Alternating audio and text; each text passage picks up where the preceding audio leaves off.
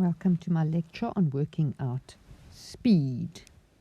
Right, speed is sometimes called rate as well, depends on which country you're in.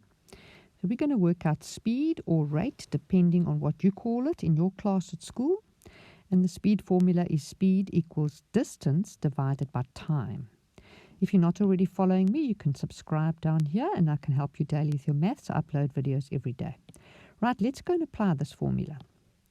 So, we have here our formula, speed equals distance divided by time. And we can see here, distance is 531 kilometers and time is 9 hours. So let's go plug those in. 531 and 9. So we divide them like the formula requires.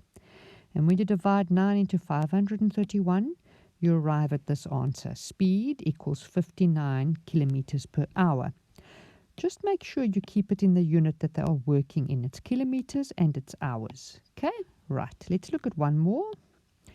So speed equals distance divided by time. We have our distance, we have our time. Let's go plug them into the formula.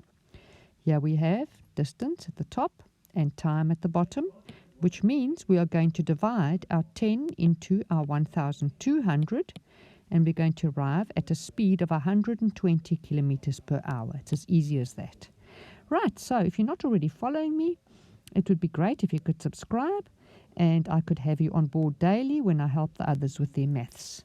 See you tomorrow.